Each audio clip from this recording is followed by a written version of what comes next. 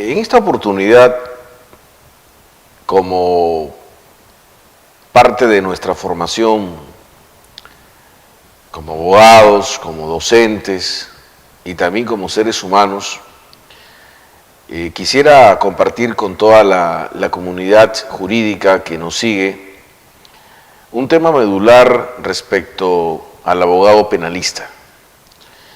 Y hoy les presento a ustedes que hoy están conectados con la firma legal Arismendi y Asociados y de la misma manera con la Academia Jurídica REMA, una temática que creo yo surge a diario en el quehacer del abogado litigante, del profesional vinculado al derecho penal, incluso para el estudiante cuando está en ese limbo entre hacer una especialidad en derecho penal o en el sector privado.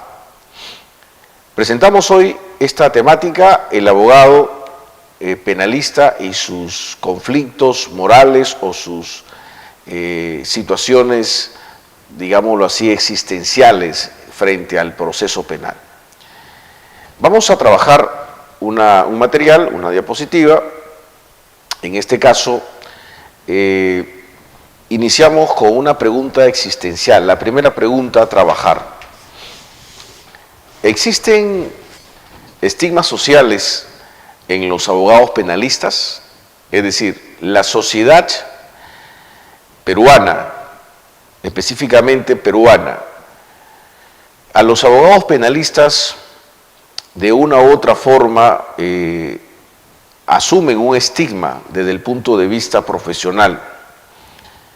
Cuando un ser humano que es profesional especializado en el derecho penal asume un caso de cierto impacto social, se suele indicar que es el abogado del diablo.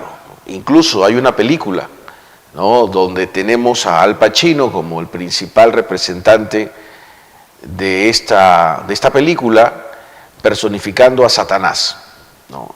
Y se le impronta como el abogado del mal o el abogado que desarrolla defensas indefendibles, en cierta forma, torciendo la justicia o cabalgando por actos de corrupción o actos que van contra la moral y las buenas costumbres en algunos casos. En ese sentido, hay una obra interesante que, por cierto, no tiene nada que ver con la película de Al Pacino. Es una obra de ficción, el autor es, conforme se puede verificar, es Taylor Campbell, titulado similar que la película, el título es El abogado del diablo, ¿no? Esta obra recomiendo a todo estudiante de derecho, a todo profesional, a leerla. Es una obra de ficción, ¿no? Editorial Grijalbo, ¿no? Es una obra prácticamente, es un bestseller, es una obra clásica que todo penalista debe en su tiempo libre hurgar y meditar en esta reflexión. La obra mencionada nos trae específicamente una máxima a tener en cuenta. En la página 5 y 6 de la mencionada obra se verifica lo siguiente. Dice: el diablo fue condenado a ser desterrado para siempre del pueblo. El defensor no había contado con lo obtuso y estúpidos que eran sus conciudadanos, quienes no comprendieron en lo más mínimo su proyecto, y nuestro hombre de leyes fue ahorcado el mismo día en que se desterró al diablo. La trama de esta obra, en general, repito, es una obra de ficción, pero vincula a un caso de referencia. El diablo, Luzbel, el arcángel caído, es llevado a juicio allá en Escocia. Y llevado a juicio por la diversidad de maldades, pecados, homicidios, violaciones y toda la cantidad de basura que tiene usualmente el ser humano en la medida de sus transgresiones, de sus debilidades. Por todo esta gama de pecados que tiene la humanidad, a quien se le atribuye fundamentalmente a Satanás ser el autor de la misma, una comunidad de Escocia aprenden a Satanás y lo llevan a juicio para ser ajusticiado, porque Satanás pide un juicio, un proceso. Sabemos perfectamente que un proceso necesita mínimamente 3 actores: un juez, un fiscal y un abogado. Y en ese momento la trama desarrolla preguntándose quién de los abogados escoceses asumiría la defensa de Satanás ante la diversidad de cargos delictuales que la humanidad le tildaba, le improntaba. Y dentro de estas reflexiones aparece un abogado, pues definitivamente Satanás tendría que contar con un abogado para instalarse el juicio y continuar de la misma manera. Pero la trama es importante y tiene mucha realidad con nuestra sociedad peruana, en la medida que a Satanás, antes de ingresar a juicio y ser procesado, ya estaba condenado. Y ya estaba condenado por el juicio o el estigma social. Estaba condenado porque se presentaba como, la sociedad lo presentaba como un ser decrépito, perverso, lleno de fealdad, con un tridente, con cachos, con rabo. La pavorosa imagen de este ser generaba un estigma social en la comunidad y subsecuentemente traía como resultado ya una sentencia condenatoria en el eco social.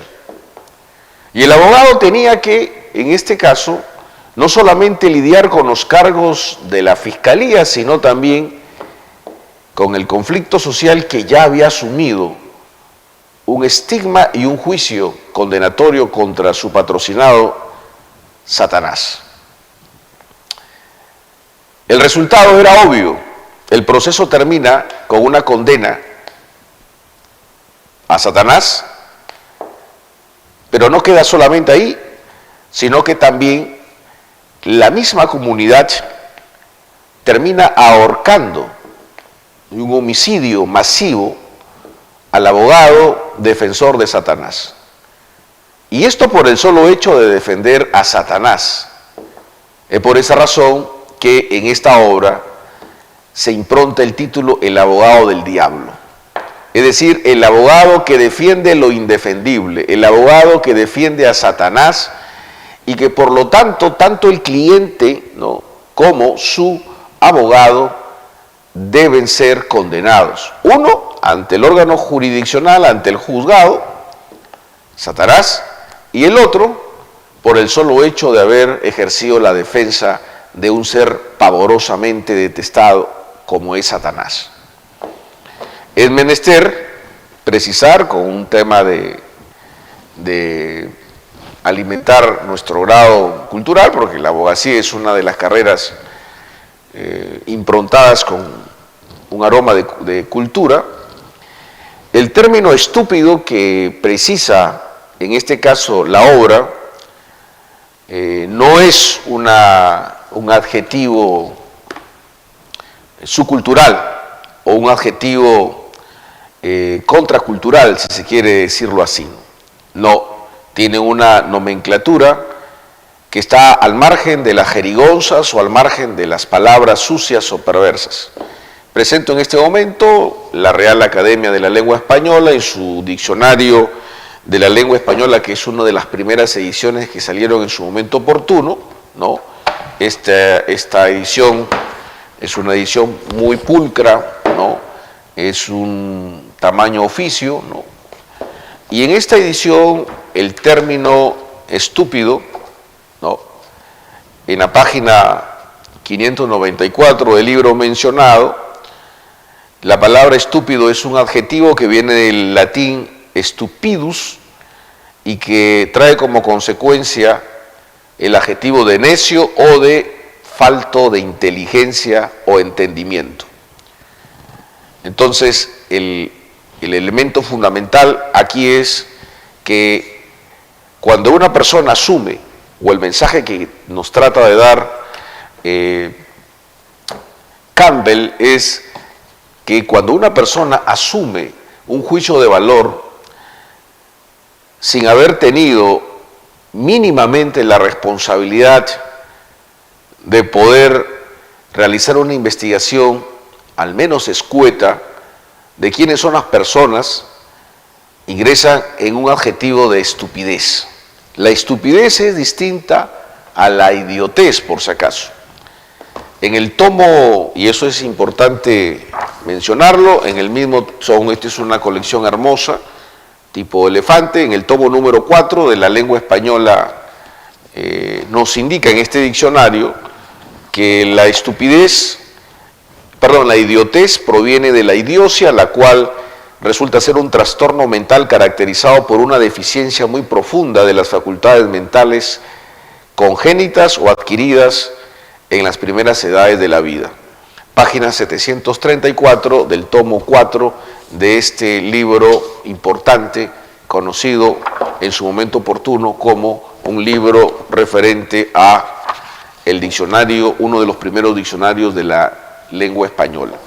Entonces, con fines de evidenciar la diferencia entre estupidez e idiota, la estupidez es momentánea, es un estupor, es un adjetivo que implica falta de entendimiento, y la idiotez sí es un estado permanente de afectación psicológica, cognitiva, que no te permite discernir entre lo bueno y lo malo.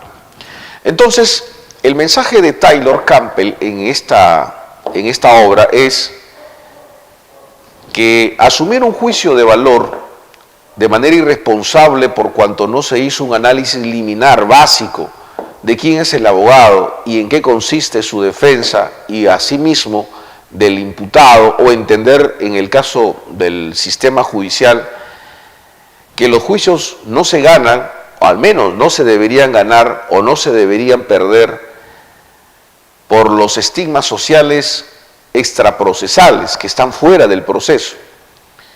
Los casos se ganan o se pierden por la actividad probatoria y la forma como se incorpora esta al proceso. Entonces, comparto, ¿no?, en todo su extremo la versión de Taylor Campbell sobre los juicios de valor a nivel liminar de los letrados. Asimismo, estas figuras de descrédito para los letrados surgen en razón de conductas que hay que reconocer, que muchas veces los abogados, me incluyo, ingresamos o podemos ingresar de manera negligente o de manera pérfida. Razón no le falta al maestro Piero Calamandrei en esta obra maravillosa que recomiendo su lectura, Demasiados abogados. Es una obra hermosa, ¿no? Piero Calamandrei es una edición 1/8, pero es enriquecedora, es una edición antigua, el editorial es Editorial Europa América. Presento acá, usted sabe que Piero Calamandrei pertenece a los clásicos de la literatura jurídica italiana, ¿no? Y esta ha sido traducida por José Sirau al sistema latinoamericano, edición 1960, Buenos Aires. En esta hermosa obra, Piero Calamandrei, en la página 57 y 58, nos presenta una realidad en su época, en su momento oportuno, por qué razón los abogados, sobre todo los abogados abocados al derecho, en el ejercicio concreto, en este caso para efecto de la conversación, los abogados penalistas, son improntados, estigmatizados en la investigación del maestro Calamandrei, porque según él, el origen del descrédito de nuestra profesión radica en la negligencia y en la mentira oficialmente reconocida. Muchas veces podríamos decir que los abogados nos hemos ganado a pulso ese estigma social y hay que hacer un tipo de mea culpa, ¿no? Muchas veces ingresamos en negligencia con nuestro cliente, negligencia en los plazos, negligencia en la presentación de los escritos que demanda en sí la defensa, negligencia en el contenido o en la preparación para desarrollar la teoría del caso ante un tema específico, negligencia en la forma como se acepta un caso sabiendo perfectamente que las posibilidades son mínimas de ganar. Y esto nos lleva a la otra parte, que es prácticamente el sucedáneo, la consecuencia. Esto es la mentira oficialmente reconocida en los términos del maestro Piero Calamandrei. Muchas veces los abogados incurrimos en una circunstancia donde la mentira es moneda corriente, la mentira es una forma permanente en nuestro trabajo. Y la mentira no solamente es la distorsión de un hecho de la realidad, sino también es la creación, ¿no?, fantasiosa, como dice lo dice Franz Kafka y también el profesor y maestro en la filosofía del derecho, Sartre, en su libro, en dos libros de referencia, El túnel y el otro vinculado básicamente a el concepto del ser, donde desarrolla que la mentira también es lo deliberadamente fantasioso, que distorsiona la realidad a un corto o mediano plazo, una circunstancia de la cual es deliberadamente un embuste, ¿no?, donde el abogado, sabiendo perfectamente que no puede cumplir o que no cumplirá, crea esa artimaña, ¿no?, ese embuste frente a su cliente o frente a terceros en el ejercicio de su propia labor, de su propia profesión.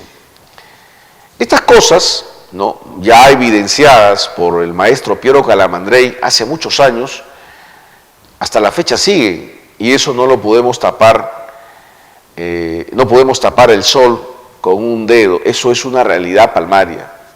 Y es probablemente que por estas circunstancias el abogado, y en este caso el abogado penalista, asume un estigma social. Estamos improntados muchas veces como ese sello que asumió toda la vida Caín al momento de ser desterrado o castigado por la muerte de su hermano. Otro tema a considerar en el concepto del abogado penalista en el proceso y su connotación moral es el desdoblamiento psíquico. El desdoblamiento psíquico es una pregunta que debemos hacer.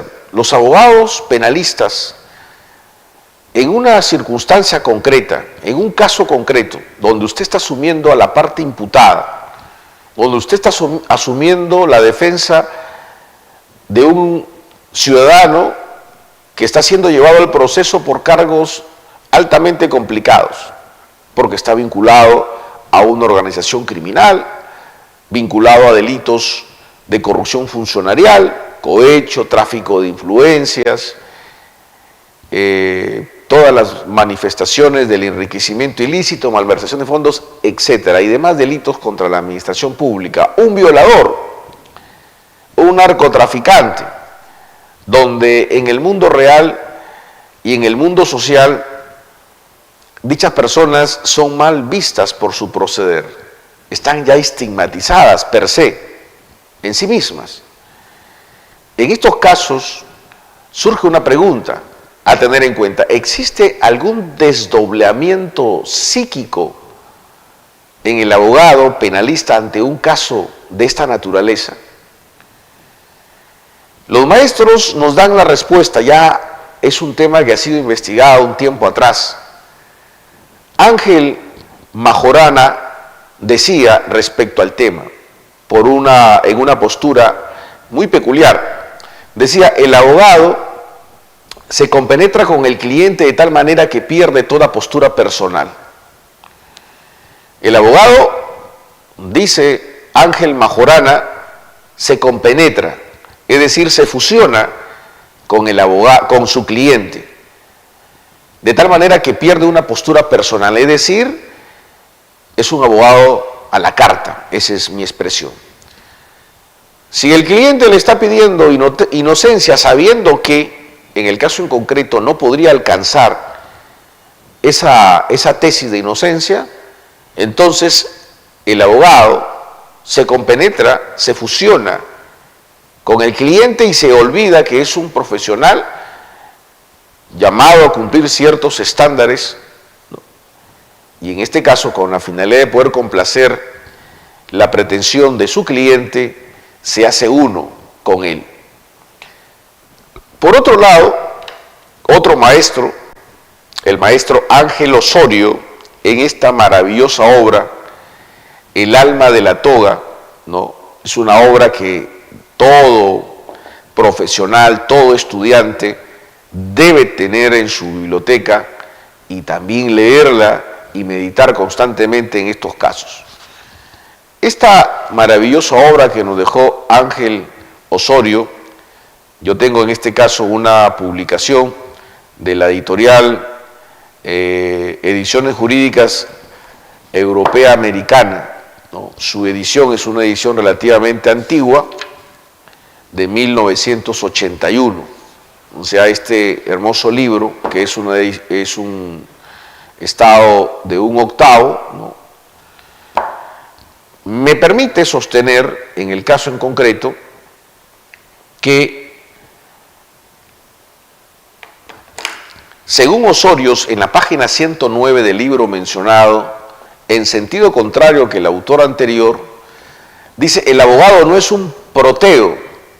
¿Recuerdan ustedes a Proteo, que es el dios de la mitología griega, que asumía diversas formas según cada circunstancia? Un momento determinado se presentaba como una ave, en otros momentos como un puerco, como un cerdo, en otro momento como un ser humano, como una ave, etcétera, etcétera. Era una persona que asumía 1000 formas según cada circunstancia.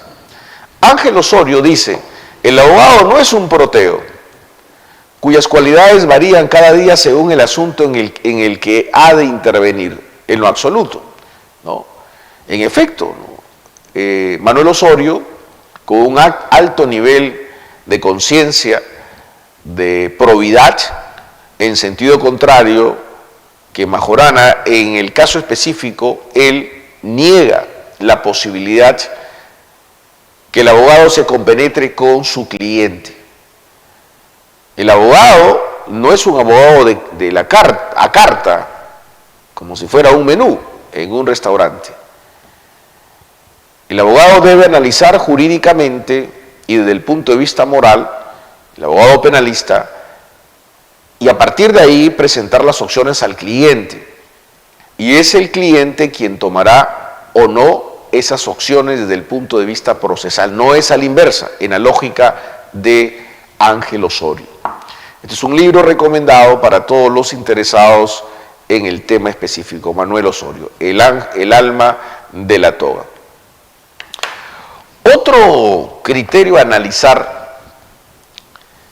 o a tener en cuenta son los pronunciamientos jurisprudenciales. Y esto es muy importante toda vez que no solamente los libros, no solamente los maestros han desarrollado algún tema sobre el estigma o sobre los dilemas morales de los abogados, sino que también la Corte Suprema y el Tribunal Constitucional nos viene dando algunas pautas al respecto.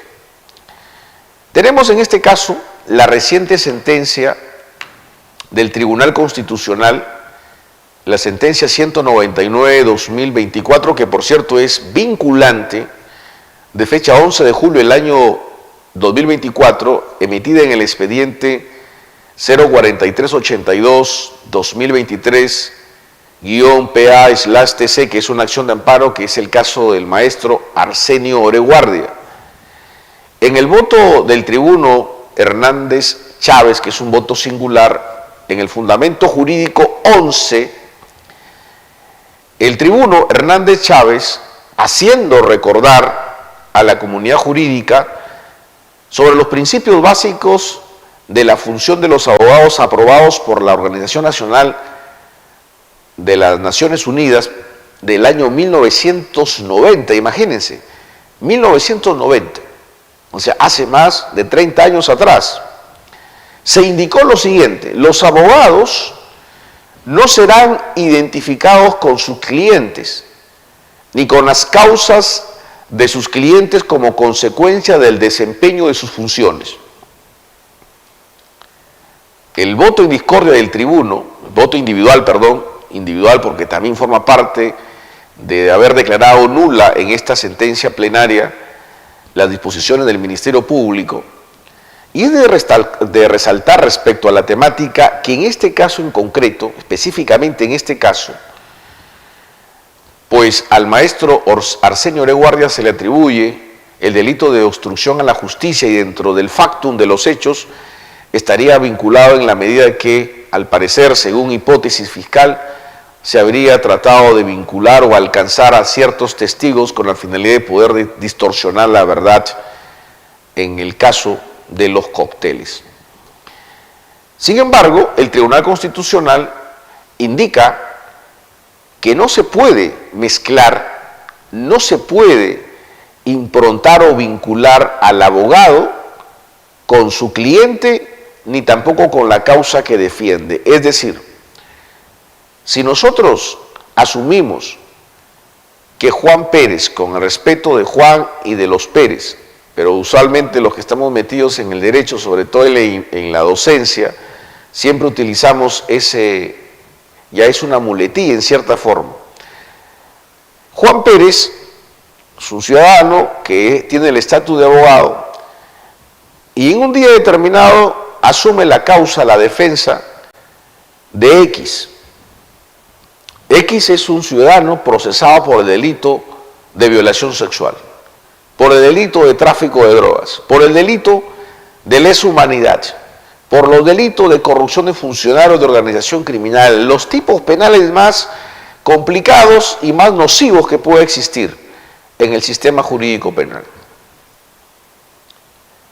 Ante ello, es muy probable, porque así se viene realizando, y a la realidad me remito como encuesta que podría respaldar mis dichos, es muy probable que mucha agua corra debajo del puente en el concepto del estigma que impronten al abogado la comunidad social y lo vinculen con su patrocinado.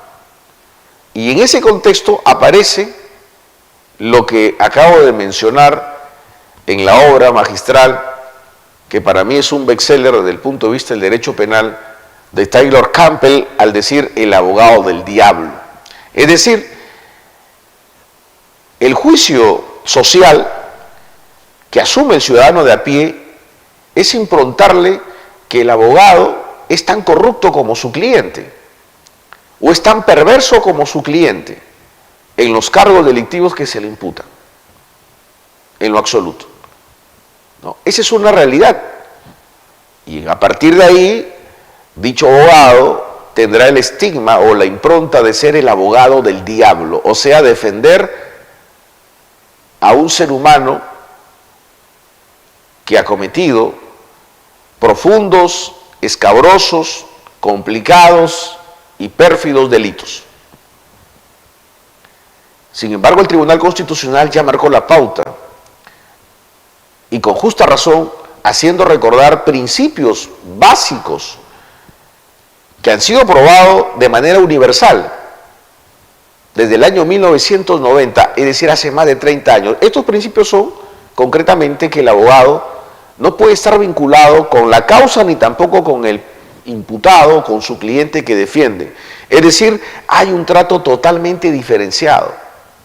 Totalmente diferenciado. Esa debe ser la cultura en la cual el ciudadano de a pie, ciudadano peruano, con mínimo 2 dedos de frente, asumir que no podemos mezclar las cosas. Y aún más, los profesionales, los estudiantes de Derecho, deben asumir también una conciencia, es decir, saber diferenciar en el caso específico entre lo que pasó en la frondosa imaginación del pueblo de Escocia, con el relato y la pluma febril de Tyler Campbell en esta obra maravillosa, y por otro lado, en este caso, en un sentido opuesto obviamente, la obra de El alma de la toga de Ángel Osorio. No, son dos realidades totalmente opuestas. Son dos realidades totalmente opuestas. El abogado no puede ser improntado como un abogado del diablo por el solo hecho de ejercer defensas, que en algunos casos para la ciudadanía no le es de su gusto, no le es de su agrado. Esta es la docencia que nos está marcando la pauta en esta oportunidad del Tribunal Constitucional. ¿No? Así que comunico, ya esto es una información masiva, ¿no? Comunico a la comunidad jurídica, sobre todo a los colegas, a los abogados que están en materia penal, ¿no? La docencia que ha marcado en este caso el Tribunal Constitucional. Otro tema interesante a trabajar en el caso específico es sobre la verdad. Sobre la verdad en el proceso penal. Y esto es importante por cuanto me permite contextualizar los estigmas sociales y la postura del abogado en su conflicto ético, su conflicto moral, frente al proceso, frente a su ser esencialmente, a su psiquis como ser humano, y frente a todo el contorno profesional que pueda estar apreciando su conducta en el caso específico, incluso en el órgano jurisdiccional. El Código Procesal Penal del año 2004, vigente por cierto a la fecha, utiliza esa palabra, verdad, en diversos dispositivos legales. Artículo 118, respecto al juramento, en este caso de los testigos y de los peritos. Artículo 163, inciso 1, sobre las obligaciones de los testigos. Artículo 174, inciso 1, y los artículos 253, inciso 3, 268, literal C, 287, inciso 1 y 380, inciso 1. Dispositivos legales que están referidos a la designación del perito, a los actos de investigación, al peligro de obstaculización, a los actos de averiguación y a los exámenes o el interrogatorio de los peritos y testigos en juicio oral, respectivamente. Todos estos dispositivos legales del Código Procesal Penal y otros más utilizan esta palabra verdad, la búsqueda de la verdad. Pero si bien es cierto, es necesario indicar que el Código Procesal Penal no precisa el tipo de verdad al cual los operadores del derecho, al cual el juez, el abogado, defensor, sea de la parte agraviada o de la parte imputada, y además el fiscal, deben seguir esa verdad. La verdad es diversa en el concepto. Para algunos es un concepto metajurídico que subyace al plano de los humanos. Para otros es un valor que está íncitamente en la conciencia de cada ser. Para otros es una expresión, es una palabra. Para otros es una deidad, es un Dios. Para otros es una expresión existencial en un bolero. Por eso el bolerista nacional Iván Cruz tiene una máxima o una letra, un bolero muy reconocido: dime la verdad y quítame esta duda. Poncio Pilato, en sentido contrario, frente al maestro, el Rey de Reyes Todopoderoso, preguntaba si él era el rey que ha de venir y si él era, en este caso, la verdad. ¿No? El mismo maestro decía, yo soy la verdad, el camino y la vida. En cambio, en el concepto filosófico, la verdad es un tema que hasta la fecha no se ha agotado.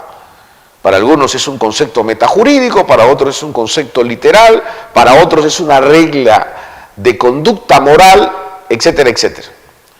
El Código Procesal Penal a la fecha no ha precisado esto. Y esta temática es muy importante toda vez que, como decía el maestro Piero Calamandrei en este libro, Demasiados abogados, que ya lo hemos mencionado, decía que una de las causas por las cuales la defensa o el oficio del abogado, en este caso penalista, en Italia, según su investigación del maestro, surge producto de la negligencia y de la mentira oficialmente reconocida, o sea, el sentido opuesto de un escenario moralmente consignado como verdad.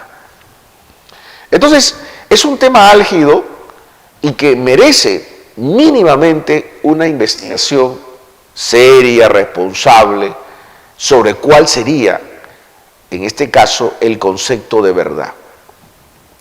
Me estoy dirigiendo a una comunidad jurídica, abogados, a magistrados, jueces, fiscales, a estudiantes de derecho, a profesores universitarios, a investigadores en el caso específico de la que se entienda, obviamente, al derecho como una ciencia y, como decía el maestro Alejandro Solís Espinosa, una hipótesis jurídicamente formal, o sea, jurídicamente social. En estos casos, obviamente, hay que hurgar. ¿Qué nos dice la Corte Suprema sobre esto? ¿Cómo nosotros entendemos, a la luz de la Corte Suprema, la verdad en el proceso penal? ¿Cómo debe ser entendida? En el caso, la Corte Suprema tiene, como suele pasarse en la mayoría de las veces, un choque en posturas. Por un lado, por ejemplo, tenemos la casación 1046-2019 Arequipa, de fecha 22 de abril del año 2021, en el fundamento jurídico 15, dice lo siguiente: por ello, la finalidad o meta del proceso penal en un Estado constitucional de derecho no puede ser otra que la búsqueda de la verdad material. Es decir, la Corte Suprema, en el caso específico, apunta que en el proceso penal la verdad material es el norte, y se entiende por verdad material, usted puede verificar la ejecutoria, por la búsqueda de lo que pasó exactamente en el mundo natural, es decir, la hora, la circunstancia, el modo, exactamente cómo pasó. A eso se le conoce filosóficamente como la verdad histórica, la verdad existencial, la verdad del plano natural. Una verdad material de esta naturaleza obliga al fiscal buscar detalles manifestados en el mundo de la sociedad, de la naturaleza. Si estamos, por ejemplo, en un delito de violación sexual, tendrá que verificar en los actos de investigación el día, el lugar, la forma como se llevó al acto de penetración, etcétera. Que, por cierto, esta es una técnica, para los que conocen, manifiestamente de un sistema inquisitivo, ¿no? La verdad material o la verdad histórica. Hay una postura en este caso. Hay una postura asumida por la Corte Suprema en esta casación aludida. En sentido contrario, la Corte Suprema, en el recurso de nulidad 1205-2021 Lima Este, de fecha 22 de abril del año 2021, en el fundamento jurídico 5, dice lo siguiente: de un lado, debe procurarse la realización de los actos de investigación y de prueba necesarios para alcanzar una verdad probada. Entre paréntesis dice, en términos de suficiencia y racionalidad, descartando la concepción tradicional de la verdad material. En el mismo sentido, en la casación 36-2019 de Tumbes, de fecha 31 de agosto del 2020, la Corte Suprema señala en el Fundamento Jurídico 8 que la búsqueda de la verdad se construye gradualmente, desde la sospecha y pasando por la probabilidad, culmina con la certeza a través de los medios de investigación y de prueba, bajo el principio de libertad de prueba, únicamente limitado por el principio de legalidad y de legitimidad de aquella. Es decir, la Corte Suprema en este caso específico, tanto en la casación 36-2019 como en el recurso de nulidad 1205-2021, nos enseñan como pauta que el objeto del proceso penal y el objeto por el cual los sujetos procesales deben sus actos de defensa, de ser el caso en el abogado, o los actos de investigación respecto al Ministerio Público y respecto al juicio de valor vinculado al juez, están sostenidos a una verdad procesal. Y la verdad procesal se refiere específicamente no al mundo histórico, no al relato fáctico de la naturaleza, no a la hora, al lugar, para efecto de acreditar la hipótesis o, en este caso, el apotegma fáctico que se está soltando, nada de eso, sino que está advirtiendo básicamente que los sujetos procesales, tanto el fiscal como el juez, como el abogado del imputado, van a construir su teoría del caso según sus herramientas procesales. Es decir, ellos van a crear una verdad jurídica, una verdad procesal. Esta verdad procesal o esta verdad jurídica no siempre coincide con lo que pasa o sucedió en el mundo natural. Es por esa razón que la verdad histórica es opuesta a la verdad procesal o a la verdad jurídica, son totalmente distintas. La verdad histórica es óntica, es de la naturaleza. La verdad jurídica, o en este caso, la verdad procesal, para ser más específico, es una verdad idearia, de construcción según la teoría de cada sujeto procesal. Es por esa razón que el juicio de valor emitido por el juez desde esta óptica de la verdad procesal solamente alcanza contenido en la medida que se demuestre o se evidencie lo que se anunció por cada sujeto procesal, no lo que sucedió exactamente en el mundo de la naturaleza, en el mundo real. Estas dos posturas obviamente marcan la pauta en la conciencia o en la actividad o en el comportamiento, en la actividad profesional del abogado penalista en un caso específico.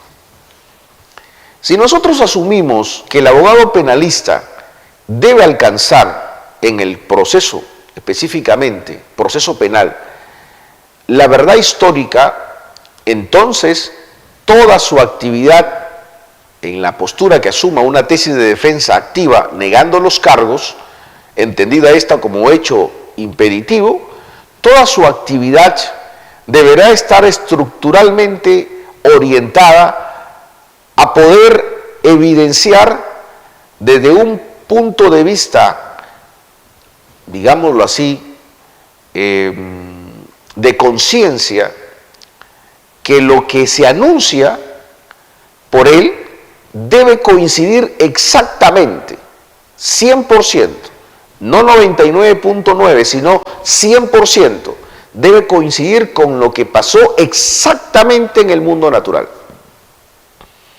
Es en ese sentido que si un testigo informa haber presenciado, un testigo de descargo del abogado, del imputado, indica haber presenciado los hechos a las 5 de la mañana, los hechos de un homicidio, indicando de la misma manera que a las 5 de la mañana él observó no a Juan Pérez, imputado, sino a Roberto, que es una tercera persona que no está vinculada al proceso. Si él dice que observó a las 5 de la mañana, pero en el mundo o en el reloj del fiscal, o en el reloj del juez, o en el reloj de una tercera persona, no fue a las 5 de la mañana, sino fue a las 4 con 4 de la mañana con 59 segundos y minutos respectivamente. Si esto fuera así, entonces ese testigo está mintiendo y su juicio de valor o su afirmación no coincide exactamente con la verdad histórica tal y cual sucedieron los hechos. Y eso lo convierte a ese testigo indefectiblemente, ¿no?, en un mentiroso, porque no asume con exactitud su información. Obviamente a este supuesto hay que generar algunas circunstancias excepcionales como un juicio de proximidad o como un juicio de probabilidad que ya en la argumentación jurídica se puede construir. Pero pongo ese caso en extremo para ironizar la circunstancia y poder presentar que la verdad histórica en el proceso penal desde el punto de vista jurídico y científico es imposible o es altamente dificultoso alcanzarla. En ese contexto, el abogado se presenta ante una circunstancia, ¿no?, de un dilema existencial y quizás de una frustración o de un impedimento moralmente reprochable para él por un segundo, en el sentido que su testigo no dijo exactamente lo que buscaba o lo que se pretende acreditar. Entonces, la verdad histórica o la verdad natural en el mundo del proceso es difícil y es, en cierta forma, conflictiva con ciertos estándares de moral y de carácter social. Por esa razón, la Corte Suprema en estas dos últimas casaciones y estos dos últimos pronunciamientos, casación y recurso de nulidad, con propiedad, creo yo, asumo y saludo ese pronunciamiento de la Corte Suprema en el sentido que el proceso penal en concreto busca acreditar la verdad procesal, o sea, una verdad que se construye según la teoría del caso. En ese sentido, cada sujeto procesal puede construir su teoría del caso a la luz de sus argumentos y que, por cierto, muchas veces esa construcción o ese postulado no se condice, no coincide exactamente con lo que pasó en el mundo real. Alguien preguntaría, pero esto sería un tufo o un aroma de mentira encubierta, porque estarías manipulando o estarías adulterando la verdad existencial o la verdad real de los hechos. Y en parte podríamos darle la razón, pero es necesario entender que la ciencia jurídica tiene ciertos estándares que son ajenos al profano, al hombre de a pie. Ese nivel de cientificidad o esa exigencia jurídica nos permite entender principios fundamentales en el proceso. Por ejemplo, principios fundamentales donde la prueba que está afectada por nulidades absolutas en la medida de lesiones a derechos fundamentales no pueden ser tomadas en cuenta. Y por lo tanto, la absolución es la salida. Principios, por ejemplo, donde la duda favorece al reo y subsecuentemente debe generar la absolución del imputado. Principios como, por ejemplo, que la insuficiencia probatoria no es lo suficientemente pesada para romper la coraza constitucional de la presunción de inocencia. Y estos principios que están marcados en el proceso penal, en el proceso en concreto, jurídicamente hablando, se sobreponen o se imponen sobre una verdad fáctica o histórica que el profano ciudadano de a pie, respetable por cierto, discreparía. No coincidiría la absolución de un violador por cuanto en el mundo jurídico no se pudo demostrar el acto de penetrar o de introducir toda vez que la agraviada tiene un himen complaciente y subsecuentemente no existe una vinculación entre el hecho, materia de imputación, que es en este caso el sostén de la agraviada, de decir que ha sido penetrada vaginalmente y por otro lado, en este caso, el acto que vincularía al imputado con el verbo rector. Estos escenarios obviamente son dilemas morales, dilemas existenciales, cataduras profesionales que están ahí,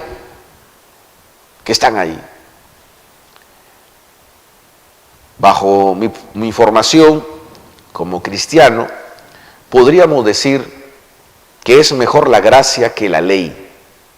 Es decir, es mejor vivir en libertad, en el caso específico, en una libertad de conciencia, en una libertad donde entender que las fallas son superadas, que los pecados son superados por un don sublime, solamente divino, que es el perdón.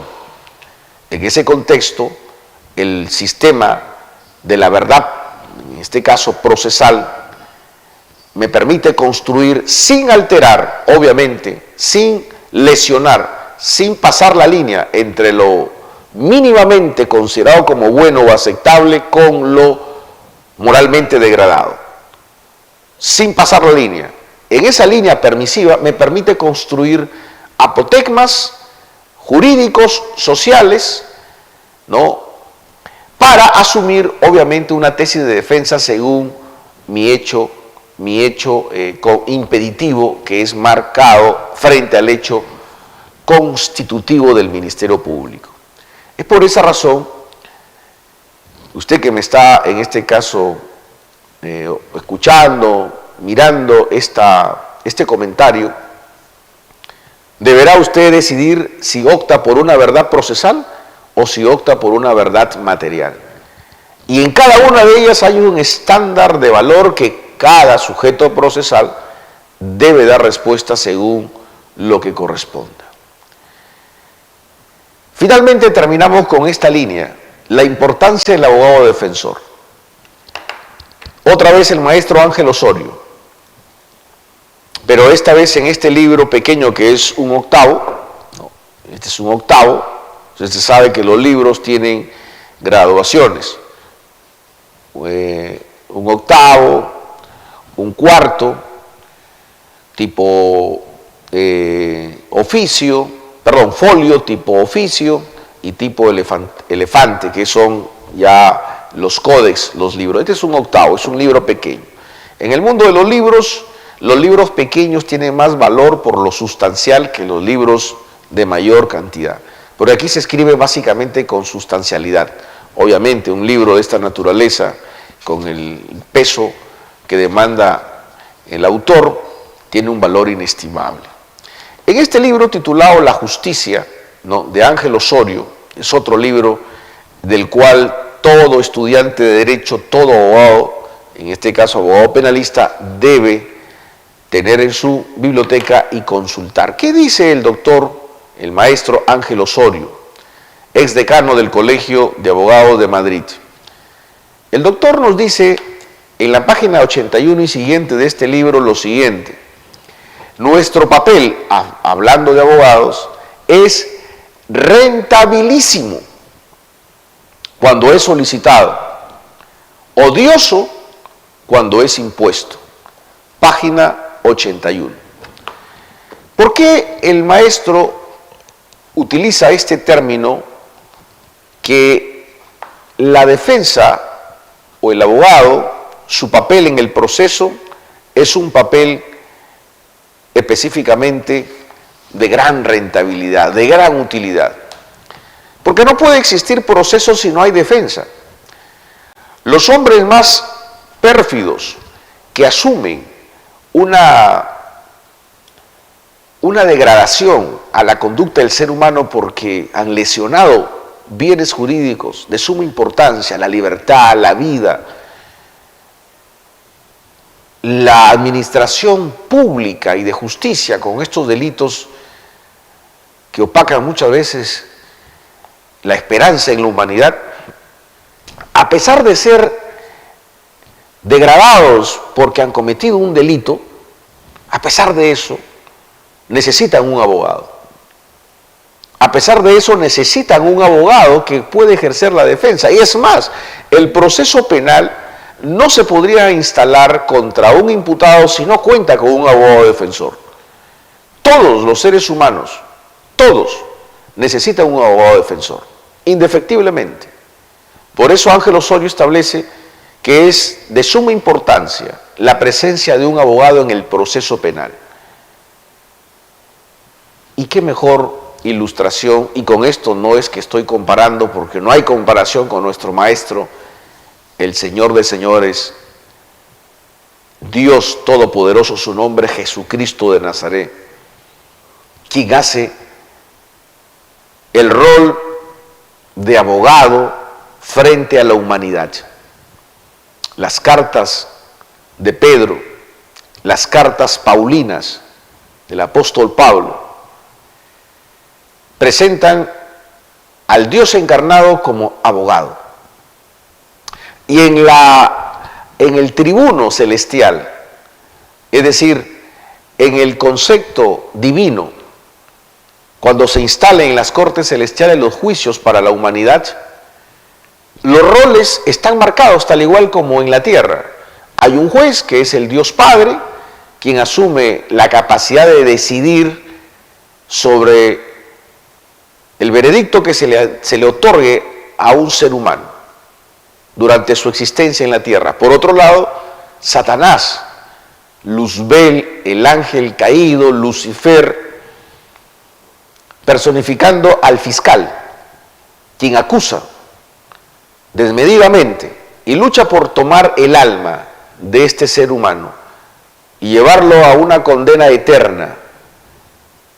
Y por otro lado, el Dios encarnado, su nombre Jesucristo de Nazaret, a quien sea la gloria y la honra, representando el papel de abogado, intercediendo por esa alma pérfida, por ese miserable que fue tomado por sus debilidades o por las circunstancias de la vida, incurso en un pecado, en un delito.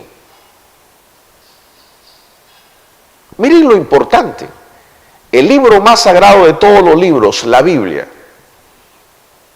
presenta el papel a Jesucristo de abogado, que defiende de manera gratuita y desinteresada a un cliente, a un ser humano. El clientelismo obviamente no está en la literatura ni en el lenguaje de nuestro Dios Todopoderoso, sino en un ser humano, pero lo traigo como colación para efecto de nosotros los abogados comunes y mortales que asumimos una cartera de clientes según corresponda. Imagínense la importancia del rol de un abogado en el proceso penal.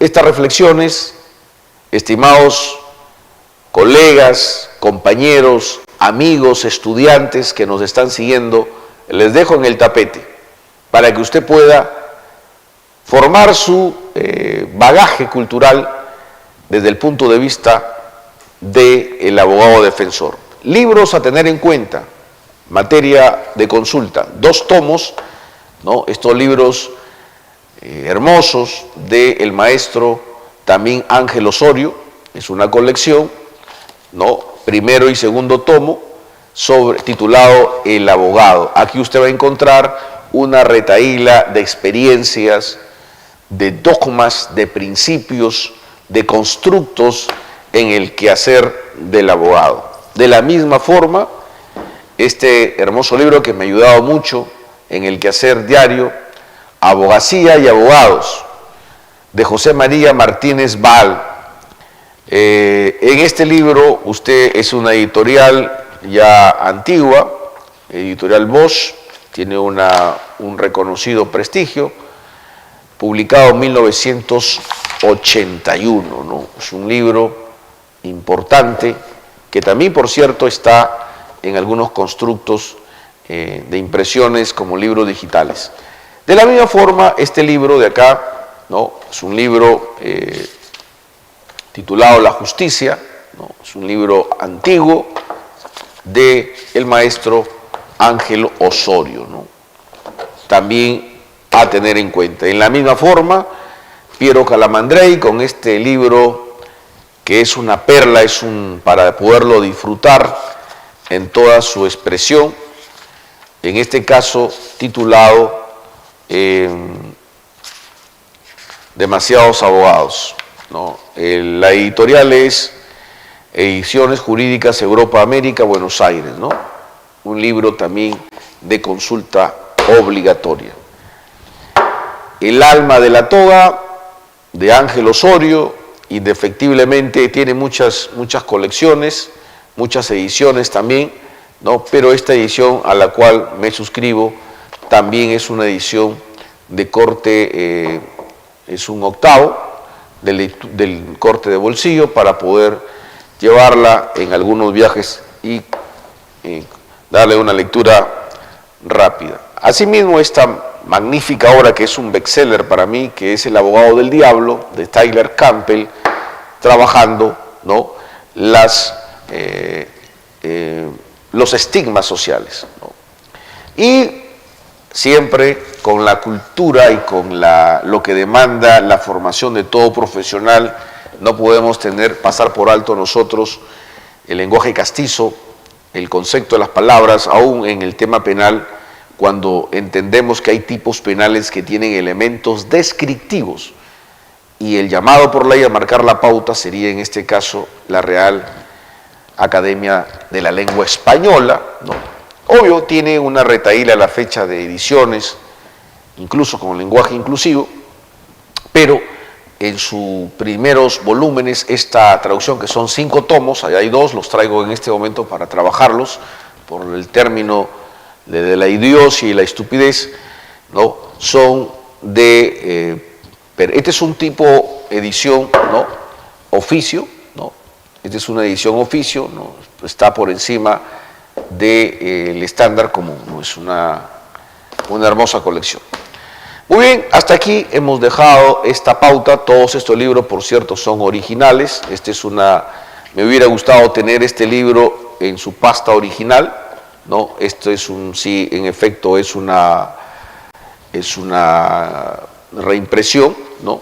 Pero su estamento sí es de naturaleza original, ¿no?